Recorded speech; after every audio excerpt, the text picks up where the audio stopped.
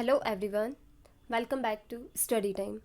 जैसा कि study time ने आपसे प्रॉमिस किया था कि हम एक ऑब्जेक्टिव सीरीज़ लेकर आएंगे जिससे कि ऑब्जेक्टिव्स को सॉल्व करने का कॉन्फिडेंस आपके अंदर बिल्डअप हो। तो हम उसी सीरीज़ के साथ आज अपना एक लेक्चर स्टार्ट करने वाले हैं। ओके, सो इस लेक्चर में हम पॉलिटी के कुछ इंपॉर्टेंट क्वेश्चन डिस्कस करने वाले हैं। इसमें हम सभी तरह के क्वेश्चंस सॉल्व करने वाले हैं, सिंपल, एडवांस लेवल के, और ज़्यादातर क्वेश्चंस इस सीरीज़ में आपको वो देखने को मिलेंगे जो कि एग्ज़ाम्स में पूछे गए हैं, डिफरेंट एग्जाम्स में पूछे गए हैं। ओके, सो कहीं ना कहीं ये प्रीवियस ईयर क्वेश्चन के एनालिसिस के बेसिस पर इस सीरीज़ को क्रिएट किया गया है। सो आप हमें ज़रूर कमेंट बॉक्स में ये बताएं कि आपके कितने क्वेश्चन सही गए हैं। Okay, and try to attempt each and every question and then उसके बाद आप इसका आंसर चेक करें। तो इससे आपको आपका लेवल पता चलेगा कि आपको कहाँ कितना इम्प्रूव करने की ज़रूरत है। ओके, सो बिना हमारा टाइम वेस्ट किए let's start our session. So the first question is the idea of constituent assembly was first put forward by. मतलब जो कंस्टिट्यूएंट असेंबली का आइडिया है वो सबसे पहले किसने दिया था? जवाहरलाल नेहरू ने, एम.एन. रॉय ने, राजेंद्र प्रसाद या वल्लभ भाई पटेल। ठीक है, क्या होगा इसका answer? M.N.. Roy. Now next question, in which year INC demanded for the constituent assembly. मतलब ऑफिशियली आईएनसी ने कब इस डिमांड को एक्सेप्ट किया कि हाँ हमें कंस्टिट्यूएंट असेंबली चाहिए? उन्होंने कब एक्सेप्ट किया था? 1935 में। ओके, हम थोड़ा इसको स्पीडली करेंगे क्योंकि ज़्यादा जहाँ पर हमें ज़रूरत होगी हम वहाँ पर पूरा एक्सप्लेनेशन के थ्रू समझेंगे, और जहाँ हमें ज़रूरत नहीं होगी वहाँ हम सीधा सीधा जस्ट आंसर चेक करके मूव करेंगे। Okay, under which declaration or offer British government finally accepted the demand of INC for the establishment of constituent assembly. Okay, so किस ऑफर के थ्रू ब्रिटिश गवर्नमेंट ने एक्सेप्ट किया था कि okay now Indians को allow किया जाएगा कि वो अपना कंस्टिट्यूएंट असेंबली फ्रेम कर सकते हैं जिसके बेसिस पर वो अपना कॉन्स्टिट्यूशन बना सकते हैं। ओके, तो क्या कैबिनेट मिशन था, क्रिप्स मिशन, अगस्त ऑफर या मॉर्ले मिंटे रिफॉर्म? यस, क्या होगा इसका आंसर? अगस्त ऑफर। ओके, यदि आपने हमारा फर्स्ट पार्ट पॉलिटी का नहीं देखा है तो आप just go and watch our first part first.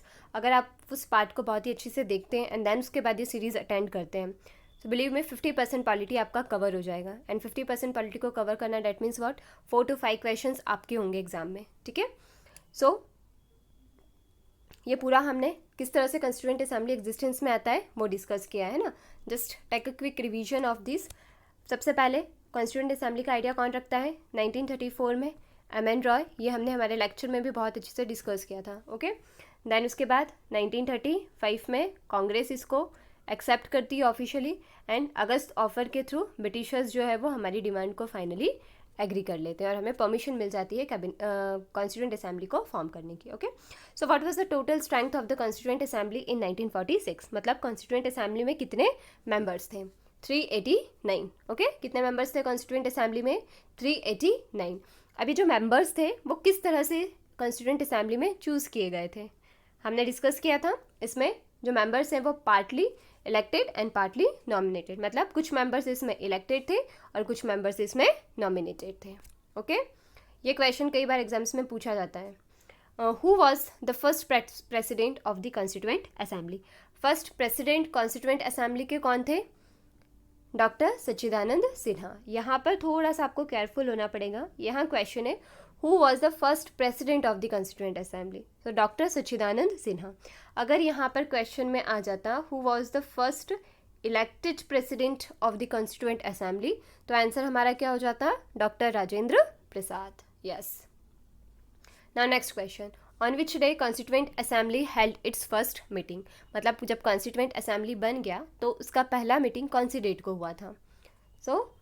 9 December 1946। Okay, अब यहाँ पर 2-3 पॉइंट्स मैं आपसे शेयर करने वाली हूँ, केयरफुली विथ अलर्ट आपको ये सुनना है। कॉन्स्टिट्यूएंट असेंबली का फर्स्ट मीटिंग हुआ था 9 दिसंबर 1946 को। ठीक है, जिसमें कि प्रेसिडेंट कौन थे? डॉक्टर सच्चिदानंद सिन्हा, अभी हमने डिस्कस किया। सेकेंड मीटिंग हुआ था इसका 11 दिसंबर 1946, जिसमें कि इलेक्शन के बाद हमने राजेंद्र प्रसाद को परमानेंटली प्रेसिडेंट जो है वो चूज़ कर लिया था या इलेक्ट कर लिया था। ठीक है, देन 13 दिसंबर 1946 को ऑब्जेक्टिव रेजोल्यूशन पास किया जाता है, किसके द्वारा? जवाहरलाल नेहरू के द्वारा, है ना। ये क्वेश्चन पूछा जाता है, ऑब्जेक्टिव रेजोल्यूशन किसके द्वारा पेश किया गया था? जवाहरलाल नेहरू के द्वारा। कब? 13 दिसंबर 1946। और आगे जाके यही ऑब्जेक्टिव रेजोल्यूशन जो है वो उसे किस फॉर्म में कॉन्स्टिट्यूशन में अडॉप्ट किया गया? प्रीएम्बल के फॉर्म में। यस, अगर जिन बच्चों ने हमारा फर्स्ट लेक्चर देखा है उनके लिए आई थिंक ये क्वेश्चंस बहुत ही ईजी होंगे, है ना। यस, एक और चीज़ आपको यहाँ ध्यान रखना है, कई बार क्वेश्चंस लाइक एग्जाम में हम थोड़ा सा नर्वस हो जाते हैं और सिली मिस्टेक्स कर देते हैं, जैसे कि देखो यहाँ लिखा है 9 दिसंबर 1946, यहाँ पर भी लिखा है 9 दिसंबर 1947। तो कई बार एग्जाम में क्या होता है, बस हम ये 9 दिसंबर देख के फटाफट टिक करने के चक्कर में गलत टिक कर देते हो। ओके, तो पूरा अच्छी से शांति से पढ़ना है, देन उसके बाद ही टिक करना है, क्योंकि कई क्वेश्चंस हम सिली मिस्टेक्स के कारण मिस कर देते हैं, ना कि हमें पता नहीं होने के कारण। ओके, और वही जो सिली मिस्टेक्स हैं वही हमारी रैंक को गिरा भी सकती है या बचा भी सकती है। Okay, so objective resolution was moved by, अभी हमने डिस्कस किया किसने मूव किया था ऑब्जेक्टिव रेजोल्यूशन? जवाहरलाल नेहरू ने। कब इसको मूव किया गया था? 13 दिसंबर 1946 को। ठीक है, now next question, who was the chairman of drafting committee? जो ड्राफ्टिंग कमेटी बना था कॉन्स्टिट्यूएंट असेंबली में, है ना, इसका मेन काम क्या था? कॉन्स्टिट्यूशन का ड्राफ्ट प्रिपेयर करना। इसके जो हेड है वो कौन थे? B.R. Ambedkar. So chairman of drafting committee B.R. Ambedkar. When national flag was adopted by the constituent assembly? Constituent assembly ने नेशनल फ्लैग कब अडॉप्ट किया? 22 जुलाई 1947 को। ठीक है, और यस, नेशनल फ्लैग तो हमने अडॉप्ट किया 22 जुलाई 1947 को। अब national anthem and national song ये दोनों हमने अडॉप्ट किए हैं 24 जनवरी 1950 को। ठीक है, मतलब रिपब्लिक डे के जस्ट 2 दिन पहले 24 जनवरी 1950। और नेशनल फ्लैग को कब अडॉप्ट किया है हमने? 22 जुलाई 1947। क्योंकि फ्लैग तो हमें चाहिए ना, जैसे इंडिपेंडेंस मिली वैसे फ्लैग, तो आप इस तरह से लिंक करके भी याद कर सकते हो कि सबसे पहले फ्लैग को चूज़ किया कब? 22 जुलाई 1947 को, है ना। एंड देन उसके बाद हमने फिर क्या, फ्लैग हो गया डिसाइड, अब हमें सॉन्ग डिसाइड करना है, एंथम डिसाइड करना है, तो वो हमने कब किया? 24 जनवरी 1950। Now by which amendment act preamble has been amended? ये हमने हमारे लेक्चर में बहुत ही अच्छी से डिस्कस किया था। प्रीएम्बल को केवल एक ही बार अमेंड किया गया है, और वो कौन से अमेंडमेंट के थ्रू अमेंड किया गया है? 42nd constitutional amendment act. इसके थ्रू हमने क्या चेंजेस किए थे प्रीएम्बल में? यस, 3 वर्ड्स हमने ऐड किए थे। कौन से 3 वर्ड्स थे वो? जिन्होंने हमारा क्लास देखा है, सोशलिस्ट, सेक्युलर एंड इंटीग्रिटी, ये आपको याद रखना है। Okay, socialist, secular, integrity 3 words हमने ऐड किए थे 42nd कॉन्स्टिट्यूशनल अमेंडमेंट एक्ट के थ्रू। Okay, now other constitutional amendment act हम डिस्कस करते हैं।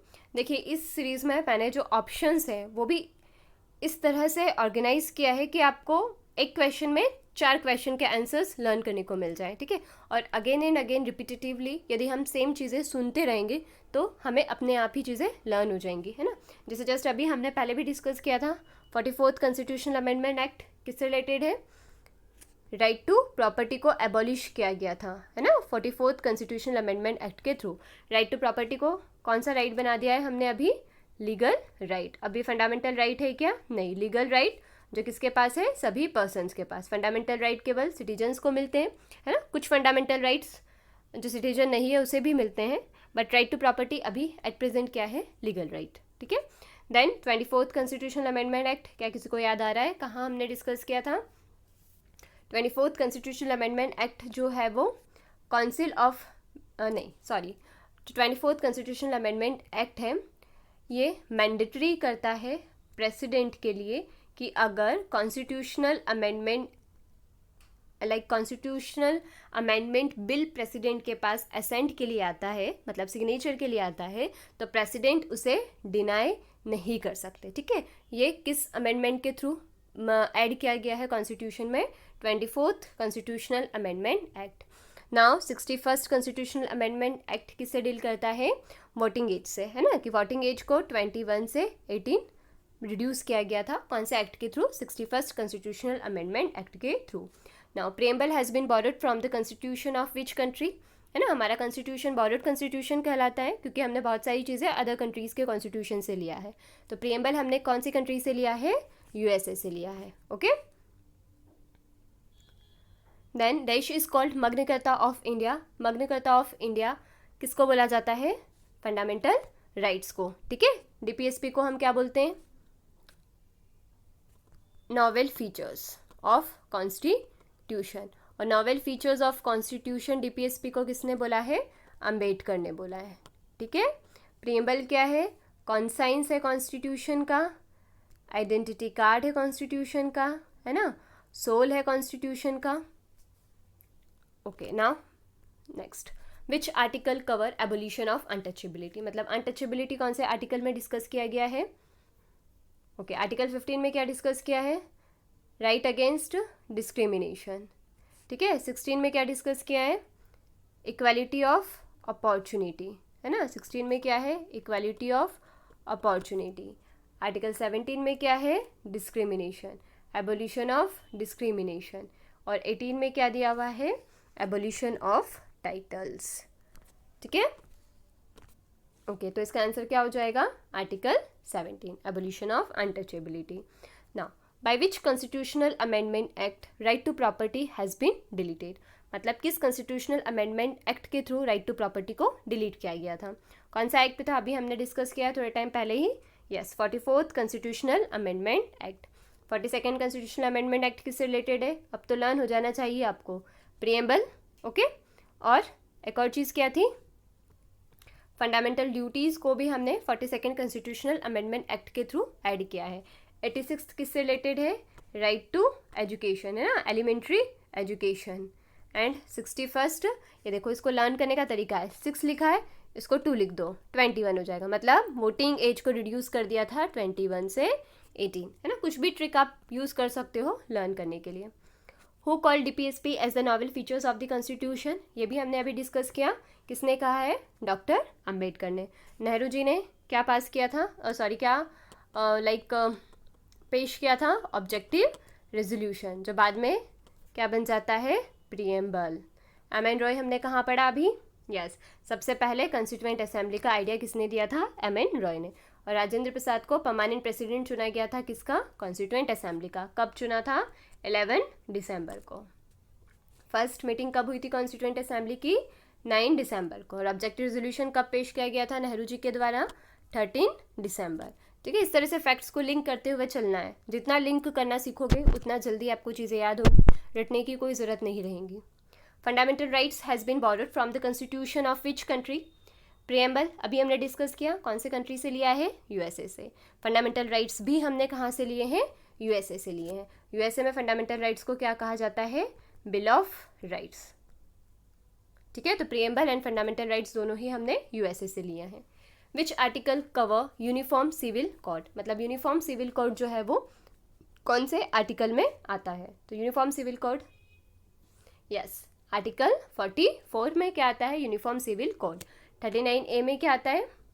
फ्री लीगल एड, है ना, जो भी पुअर सेक्शन है सोसाइटी का उसे फ्री लीगल एड प्रोवाइड करवाना, है ना। ये सारे आर्टिकल्स किसके हैं? डीपीएसपी के हैं। Article 39A, article 44, then article 41 right to work की बातें करता है। ठीक है, राइट टू वर्क। और आर्टिकल 6 में अभी हमने देखा किसकी बात करता है? Equality of opportunity. Yes, now next, which part of the constitution ensure separation of judiciary from the executive? ठीक है, ये मोस्ट इंपॉर्टेंट है और कई बार हमें एग्जाम में सडनली क्लिक नहीं होता है। So which part of the constitution ensure करता है जुडिशरी को separation of judiciary from the executive? DPSP, okay, Directive Principles of State Policy. Now, under which constitutional amendment act fundamental duties has been added in the constitution? अभी हमने discuss किया 42nd constitutional amendment act 1976। इस act के through एक और चीज़ हमने क्या की थी? प्रीएम्बल को अमेंड किया था। 3 वर्ड ऐड किए थे, socialist, secular and integrity. 24th president के ऊपर बाइंडिंग है, अगर कॉन्स्टिट्यूशनल अमेंडमेंट बिल आता है तो उसको असेंट देना। 44th के थ्रू राइट टू प्रॉपर्टी और 86th के थ्रू राइट टू एजुकेशन। ठीक है, अब तो याद हो गया होगा, इतना टाइम हमने रिवाइज कर लिया है। On which committees recommendation fundamental duty has been added in the constitution? तो स्वरण सिंह कमेटी, ठीक है। स्वरण सिंह कमेटी के रिकमेंडेशन पर हमने फंडामेंटल ड्यूटीज़ को हमारे कॉन्स्टिट्यूशन में ऐड किया था। कौन सा अमेंडमेंट एक्ट? 42। कौन से आर्टिकल में? 51A। और कौन से पार्ट में? 4th A, ठीक है। कितनी फंडामेंटल ड्यूटीज़ है हमारे पास? 11। Under which constitutional amendment act voting age has been reduced from 21 to 18? अभी जस्ट हम डिस्कस करके आ रहे हैं, 6 को 2 बना दो, ये 6 है, इसको 2 बना दो, ठीक है। तो 61st constitutional amendment act, okay. अब हम बहुत बार डिस्कस कर चुके हैं। Now next move. Date of election of speaker is fixed by, yes, यहाँ से क्वेश्चंस बनते हैं। जो डेट है इलेक्शन ऑफ स्पीकर वो कौन फिक्स करता है? जो date of election of speaker है वो कौन फिक्स करता है? President, right, okay. स्पीकर क्या होता है? प्रिसाइड करता है लोकसभा के सेशन को, ओके।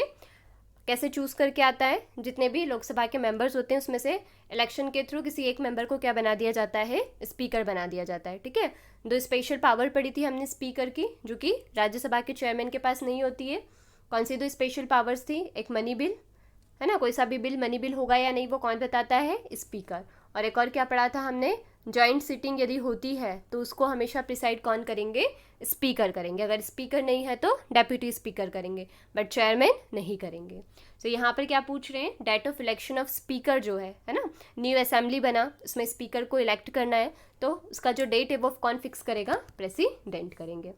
नाउ डेप्यूटी स्पीकर के इलेक्शन की डेट कौन फिक्स करेगा? स्पीकर करेंगे, ठीक है। तो यहाँ कंफ्यूज नहीं होना है। स्पीकर की इलेक्शन की डेट कौन फिक्स करेगा? प्रेसिडेंट। और डेप्यूटी स्पीकर की इलेक्शन की स्पीकर। थोड़ा इसको लॉजिकली भी याद कर सकते हो। देखो, न्यू असेंबली मिला तो स्पीकर तो अभी हमारे पास है ही नहीं, तो डेट कौन डिसाइड करेगा? प्रेसिडेंट। बट जब हम एक बार स्पीकर इलेक्ट कर लेंगे तो हाउस का जो पूरा मैनेजमेंट है वो किसके पास है? स्पीकर के पास है। तो इसीलिए डेप्यूटी स्पीकर की इलेक्शन डेट कौन फिक्स करेगा? स्पीकर करेगा, ठीक है। Now anti defection law comes under which schedule? So anti defection law किस स्केड्यूल के अंदर आता है? 10th schedule. और कौन सा कॉन्स्टिट्यूशनल अमेंडमेंट एक्ट है? 52nd कॉन्स्टिट्यूशनल अमेंडमेंट एक्ट के थ्रू, ठीक है। एंटी डिफेक्शन लॉ क्या होता है? जिसमें कि कोई भी पॉलिटिकल लीडर जो है अगर अपनी पॉलिटिकल पार्टी चेंज करता है ना, जिससे कि वो इलेक्ट हुआ है, तो इसका जो सीट है वो लोकसभा में या राज्यसभा में जहाँ भी हो उसका सीट जो है वो चला जाएगा, ठीक है। Now 27, who presides over the joint sitting of both the houses of parliament? अभी हमने डिस्कस किया, कौन है? यस, स्पीकर, है ना। और ये स्पेशल पावर होती है स्पीकर के पास।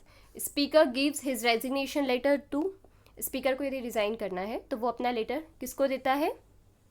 डेप्यूटी स्पीकर को, है ना। ये हमने हमारी क्लास में भी डिस्कस किया था।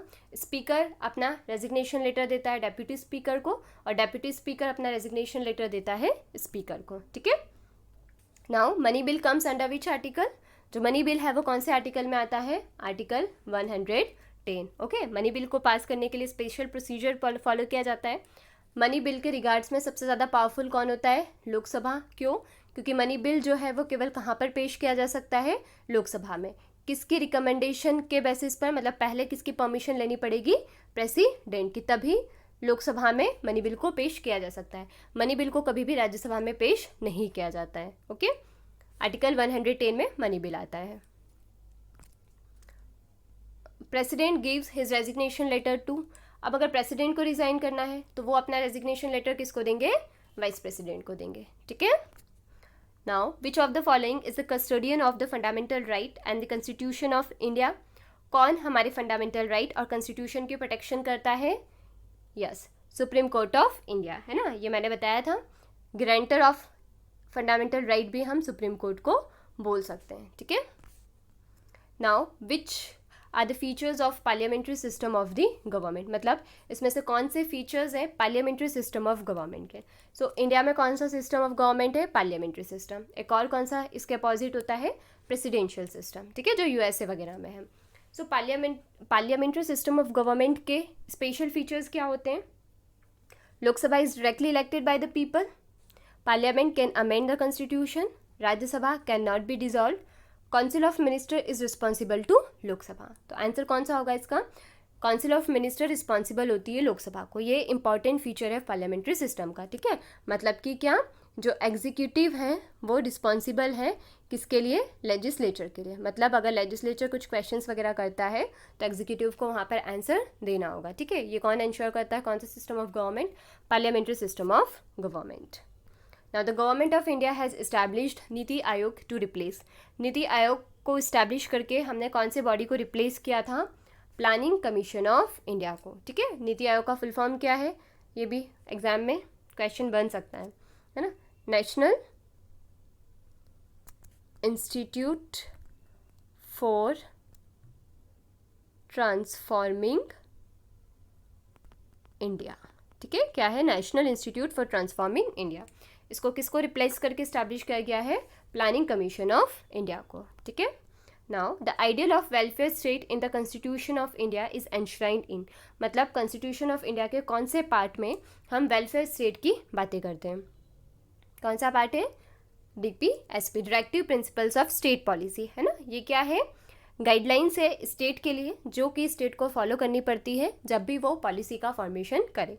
और मेन ऑब्जेक्टिव जो स्टेट का पॉलिसी फॉर्मेशन करने के समय क्या होना चाहिए, वेलफेयर स्टेट, मतलब ऐसी पॉलिसीज़ बनाएं जिससे कि ज़्यादा से ज़्यादा वेलफेयर हो सके स्टेट के लोगों का, ओके। सो DPSP ये इंश्योर करता है। Now economic justice as one of the objective of the constitution has been provided in, कहाँ पर हमने पढ़ा था इकोनॉमिक जस्टिस के बारे में, प्रियम्बल में, ठीक है। और एक और जगह हम इकोनॉमिक जस्टिस की बात करते हैं प्रियम्बल के अलावा DPSP में, ठीक है। तो इकोनॉमिक जस्टिस कहाँ पर मैंशनड है, प्रियम्बल में। According to the constitution of India which of the following are fundamental for the governance of the country, अभी हमने डिस्कस किया है ना, मतलब क्या फंडामेंटल चीज़ें हैं जो गवर्नेंस के टाइम पर हमें ध्यान रखनी होगी, है ना, मतलब गवर्नमेंट को ध्यान रखनी होगी। तो वो जो फंडामेंटल चीज़ें हैं वो कहाँ पर मैंशनड है, DPSP में, ठीक है। Which one of the following is responsible for the preparation and presentation of union budget to the parliament, मतलब जो बजट की पूरी प्रिपरेशन होती है इसको पूरा फाइनलाइज करने के लिए कौन रिस्पॉन्सिबल होता है, department of revenue, department of economic affair या फाइनेंशियल सर्विसेज या फिर एक्सपेंडिचर। तो इसका आंसर होगा डिपार्टमेंट ऑफ इकोनॉमिक अफेयर्स, ठीक है। डिपार्टमेंट ऑफ इकोनॉमिक अफेयर्स जो है वो बजट प्रिपरेशन का में इसका ज़्यादा इन्वॉल्वमेंट होता है। Who led the recommendation made by the Finance Commission before the Parliament, मतलब जो भी फाइनेंस कमीशन की रिपोर्ट होगी वो फाइनेंस कमीशन किसको देता है और जो फिर क्या करता है, पार्लियामेंट में पेश करता है तो प्रेसिडेंट। फाइनेंस कमीशन अपनी रिपोर्ट देते हैं प्रेसिडेंट को और प्रेसिडेंट अपनी रिपोर्ट कहाँ पर पेश करते हैं, फिर पार्लियामेंट में, ठीक है। मतलब फाइनेंस कमीशन डायरेक्टली नहीं जाते हैं, प्रेसिडेंट रिपोर्ट लेकर जाते हैं। Which schedule of the constitution of India contains provision for the administration and control of schedule areas in several states, कौन सा स्केड्यूल है जहाँ पर स्पेशल प्रोविजंस है कुछ स्टेट्स को रेगुलेट करने के लिए, 5th स्केड्यूल, ठीक है। 6th स्केड्यूल में हम किसकी बातें करते हैं, ट्राइबल एरियाज़ की, ओके। 3rd स्केड्यूल में हम किसकी बातें करते हैं, ओथ और अफर्मेशन, है ना, ओथ वगैरह की बातें जो है वो कहाँ पर लिखी हुई है, 3rd स्केड्यूल में। बट यहाँ पर हम किसको कवर नहीं करते हैं, प्रेसिडेंट को और गवर्नर को, तो ये आपको याद रखना है। अगर क्वेश्चन आता है कि जो गवर्नर और प्रेसिडेंट का ओथ ओथ और अफर्मेशन का जो प्रोसीजर होता है क्या वो 3rd स्केड्यूल में कवर किया जाता है, तो नहीं। देन 4th स्केड्यूल किससे रिलेटेड है, राज्यसभा में सीट्स को अलोकेट करने से रिलेटेड। एंड 7th स्केड्यूल जो है वो किसके बारे में बात करता है, separation of powers between state and centre, है ना, किसके बेसिस पर, 3 लिस्ट के बेसिस पर। कौन सी वो 3 लिस्ट है, union list, state list and concurrent list, ठीक है। Arrange the procedure of passing budget in parliament in chronological order, मतलब जो बजट का पूरा प्रोसीजर होता है ना, तो वो क्या होता है, उसको हमें क्रोनोलॉजिकल ऑर्डर में जमाना है। देखो सबसे पहले क्या होता है, प्रेजेंटेशन ऑफ बजट, प्रेजेंटेशन के बाद क्या होता है, जनरल डिस्कशन, ठीक है। जनरल डिस्कशन के बाद 3rd नंबर पे क्या होता है, स्क्रूटिनी। स्क्रूटिनी कौन करता है, जितनी भी डिपार्टमेंटल कमिटीज़ बनाई जाती हैं वो स्क्रूटिनी करती हैं, ठीक है। स्क्रूटिनी करने के बाद क्या होता है, voting on demand for grants, है ना, हर एक ग्रांट्स पर वोटिंग होता है, सॉरी हर एक डिमांड पर वोटिंग होता है। और जब डिमांड डिमांड जो है वो पास हो जाती है वोटिंग के थ्रू, तो फिर वो किस में कन्वर्ट हो जाती है, ग्रांट्स में। दैन उसके बाद अप्रोप्रिएशन बिल, दैन उसके बाद फाइनेंस बिल, ओके। तो क्या होगा number, general discussion according to this question, general discussion number 1, then उसके बाद voting on demand for grant 2, appropriation bill 3 and passing of finance bill 4, okay. Which of the following emergency has not been mentioned in the constitution. देखो 3 types की emergencies mentioned है constitution में, है ना। National emergency कौन से article में आती है?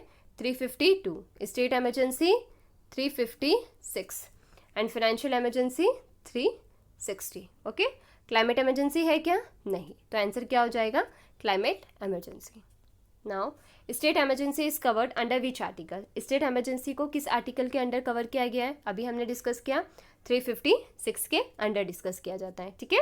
52 में कौन सी एमरजेंसी है? National emergency. 360 में कौन सी एमरजेंसी है? Financial emergency.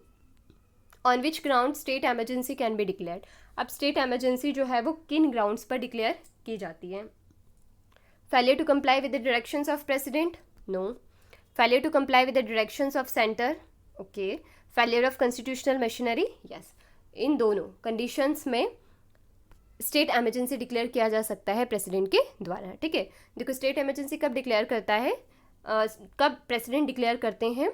अगर स्टेट कॉन्स्टिट्यूशन को फॉलो ना कर रहा हो, है ना, कॉन्स्टिट्यूशनल मशीनरी जो है वो अकॉर्डिंग टू कॉन्स्टिट्यूशन वर्क नहीं कर रही हो उस कंडीशन में। या फिर सेकंड कंडीशन क्या हो सकती है कि सेंटर कोई डायरेक्शंस दे रहा है स्टेट को परफॉर्म करने के लिए, बट स्टेट उन डायरेक्शंस को फुलफिल नहीं कर रहा है, ठीक है। लाइक फॉर एग्जांपल कि सेंटर ने सेंट्रल लिस्ट के में कोई सब्जेक्ट था, उस पर अपना लॉ बनाया, बट स्टेट उन लॉ को फॉलो करना नहीं चाहता है ना। तो उस कंडीशंस में डिस्प्यूट्स होंगे, और कई लाइक अगर डिस्प्यूट्स बहुत ज़्यादा बढ़ जाएं तो स्टेट एमरजेंसी भी डिक्लेयर कर दिया जाता है। Okay, now second amendment act of 1985, ठीक है। कौन सा स्केड्यूल ऐड किया है हमने? 10th schedule. इसमें किसके बारे में बात की गई है? डिफेक्शन से रिलेटेड। और डिफेक्शन के बेसिस पर जो डिस्क्वालिफिकेशन होता है मेंबर ऑफ पार्लियामेंट का, अगर लोकसभा है तो कौन डिसाइड करता है? स्पीकर। और अगर राज्यसभा है तो कौन डिसाइड करेंगे? चेयरमैन, ठीक है। नाउ ओके, 8th स्केड्यूल में किसके बारे में डिस्क्रिप्शन है? लैंग्वेजेस के बारे में। ओके, 22 ऑफिशियल लैंग्वेजेस है हमारी, उसका डिस्क्रिप्शन कहाँ देखने को मिलता है हमें? कॉन्स्टिट्यूशन में 8th स्केड्यूल में। 3rd स्केड्यूल में क्या है? अभी हमने डिस्कस किया था ओथ वगैरह, है ना, और इसमें प्रेसिडेंट और गवर्नर की ओथ कवर नहीं होती है। 9th स्केड्यूल में क्या है? ऐसे प्रोविजंस हैं जो इम्यून है फ्रॉम जुडिशियल रिव्यू, ठीक है। Okay, now next 3rd schedule of the constitution deal with, अभी हमने डिस्कस किया है ना, किससे डील करता है? ओथ और अफर्मेशन से। सैलरीज वगैरह जो है वो कौन से स्केड्यूल में आती है? 2nd स्केड्यूल में। डिफेक्शन अभी डिस्कस किया 10th schedule. 52nd constitutional amendment act. Tribal areas कौन से स्केड्यूल में आते हैं? 6th स्केड्यूल में, सॉरी 6th स्केड्यूल में, है ना। और 5th स्केड्यूल में ऐसे स्टेट्स जहाँ पे स्पेशल प्रोविजंस बनाए गए हैं ना, स्केड्यूल स्टेट्स है, स्केड्यूल एरियाज है अगर वहाँ पर तो। 11th schedule of the constitution deal with, 11th schedule किससे डील करता है? पंचायत से। और म्यूनसिपैलिटीज़ जो है वो कौन से स्केड्यूल में आती हैं? 12th स्केड्यूल में। Okay, which schedule of the constitution mention the official language, अभी हमने डिस्कस किया 8th, ठीक है। 7th में क्या है? Separation of power between centre and state. और सेपरेशन ऑफ पावर किसके बेसिस पर? लिस्ट के बेसिस पर। कौन सी 3 लिस्ट हैं? Central list, state list, concurrent list. Central list में जितने भी सब्जेक्ट्स होंगे उस पर कौन काम करेगा? सेंटर। स्टेट लिस्ट में जितने भी सब्जेक्ट्स होंगे उस पर कौन काम करेगा? स्टेट। और कॉन्करेंट लिस्ट में जितने भी सब्जेक्ट्स होंगे उन पर कौन काम करेगा? सेंटर भी काम करेगा और स्टेट भी काम करेगा, ठीक है। अब ये सब्जेक्ट्स का लिस्ट जो है वो थोड़ा सा एक बार आप रीड कर लेना, क्योंकि कई बार एग्जाम्पल के तौर पर एग्जाम में आ जाता है, ठीक है। What is the position of right to property in India, ठीक है। राइट टू प्रॉपर्टी का क्या पोजीशन है एट प्रेजेंट इंडिया में? लीगल राइट है ये, जो सभी सिटीजन्स के पास है केवल। लीगल राइट है जो सभी पर्सन के पास है, चाहे सिटीजन हो या ना हो। या fundamental right available to citizens only, या ना तो फंडामेंटल राइट है या ना लीगल राइट है, ठीक है। देखो यदि आपको नहीं भी पता हो तो भी आप इसको अटैम्प्ट कर सकते हो। कैसे? पहला बात कि फंडामेंटल राइट तो है ही नहीं, क्योंकि हमने इसको एलिमिनेट कर दिया था फंडामेंटल राइट की लिस्ट से। कौन से अमेंडमेंट के थ्रू? 44th के थ्रू। Okay, then neither fundamental right no legal right, नहीं लीगल राइट तो है ये। अब इन दोनों में से कोई सा एक होगा, है ना। So legal right available to citizen only और legal right available to any person. तो इसका आंसर क्या होगा? Legal right available to any person. Okay, now next question है which of the following right is available to only citizen not to foreigners. ये हमने हमारी class में बहुत अच्छे से डिस्कस किया था, है ना।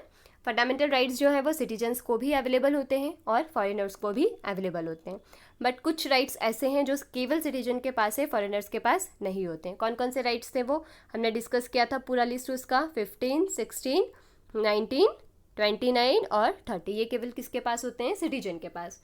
तो इस अकॉर्डिंग हमारा आंसर क्या हो जाएगा, आर्टिकल 15, ठीक है, जो किसकी बात करता है, डिस्क्रिमिनेशन की बात करता है। 16 किसकी बात करता है, equality of opportunity. 19 right to freedom. 29 और 13 किससे डील करते हैं, माइनॉरिटीज़ के राइट से। 14 right to equality. 17 discrimination. 18 abolition of titles. ऐसे आपको बार बार, है ना, आर्टिकल्स को ऐसे बार बार पढ़ते रहना पड़ेगा, तो अपने आप ही ये याद हो जाएंगे। देखो बहुत सारे लोग ट्रिक्स वगैरह में बिलीव करते हैं, but I don't think so कि ट्रिक्स हर जगह काम करती है ना, क्योंकि कई बार क्या होता है एग्जाम में हम ट्रिक ही भूल जाते हैं, और अगर ट्रिक भूल गए तो क्वेश्चन हम कभी अटैम्प्ट नहीं कर पाएंगे। तो इसीलिए ज़्यादा से ज़्यादा चीज़ों को रिवाइज करो, रिवीजन पर फोकस करो, है ना, चीज़ों को लिंक करना सीखो, लिंक करके लर्न करो, तो ईजिली आपको चीज़ें लर्न होने लगेंगी, फिर आपको ये ट्रिक्स वगैरह की ज़रूरत ही नहीं होंगी। Okay, now next, fundamental duties are mentioned in which article of the constitution. अभी हमने डिस्कस किया था आर्टिकल 51A में। ओके, आर्टिकल 51 मतलब आर्टिकल कहाँ से, 36 से 51 तक कौन आता है, DPSP। कौन से पार्ट में आता है, 4th पार्ट में। और फंडामेंटल ड्यूटीज़ 4th A में। कौन से कॉन्स्टिट्यूशनल अमेंडमेंट एक्ट से ऐड किया था, 42nd। किस कमेटी की रिकमेंडेशन पर, सरदार स्वरण सिंह कमेटी। देखो इतने ही तो फैक्ट्स लर्न करना है। कितनी फंडामेंटल ड्यूटीज़ है अभी एट प्रेजेंट हमारे पास, 11। जब हमने फंडामेंटल ड्यूटीज़ को ऐड किया तब हमारे पास कितनी थी, 10, बट एक फंडामेंटल ड्यूटी हमने बाद में ऐड किया है। देन आर्टिकल 32 किस रिलेटेड है, कॉन्स्टिट्यूशनल रेमेडीज से, ना, फंडामेंटल राइट्स।